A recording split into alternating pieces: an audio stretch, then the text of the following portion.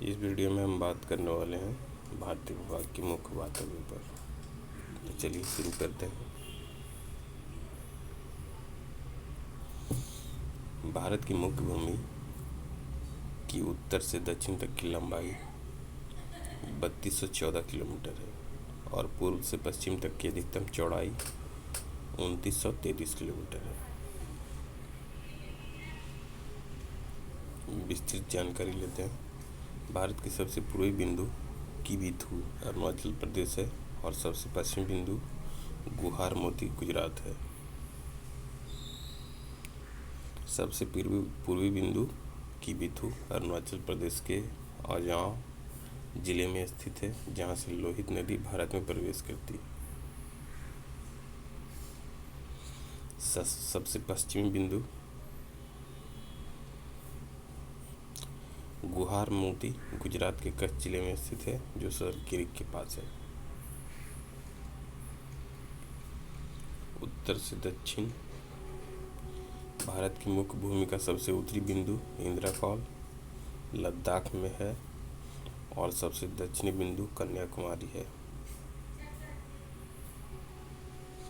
जो तमिलनाडु में स्थित है। इन दोनों बिंदुओं के बीच 3214 किलोमीटर की दूरी है। भारत के उत्तर में लद्दाख से लेकर दक्षिण में कन्याकुमारी तक की अधिकतम लंबाई 3214 किलोमीटर है। पूर्व से पश्चिम भारत की पूर्व में अरुणाचल प्रदेश से लेकर पश्चिम में गुजरात तक की अधिकतम चौड़ाई 2933 किलोमीटर है।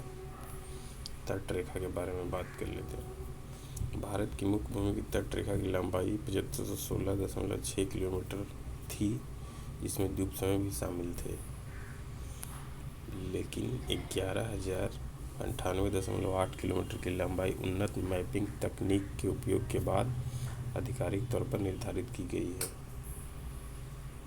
विस्तृत जानकारी ले लेते हैं। 7516.6 किलोमीटर यह आंकड़ा पहले भारत की तट रेखा की लंबाई के रूप में माना जाता था, जिसमें मुख्य भूमि अंडमान और निकोबार द्वीप समूह और लक्षद्वीप समूह भी शामिल थे। उन्नत मैपिंग तकनीकों के जरिए जियो स्पेशल मैपिंग, सैटेलाइट इमेजरी और ड्रोन सर्वेक्षण के उपयोग के बाद तट रेखा की लंबाई 11,098.8 किलोमीटर तक संशोधित की गई है। द्वीप समूह भारत में दो प्रमुख द्वीप समूह हैं। बंगाल की खाड़ी में अंडमान और निकोबार द्वीप समूह और अरब सागर में लक्षद्वीप समूह। तटीय राज्य भारत के 9 तटीय राज्य हैं: गुजरात, महाराष्ट्र, गोवा, कर्नाटक, केरल, तमिलनाडु, आंध्र प्रदेश, उड़ीसा और पश्चिम बंगाल।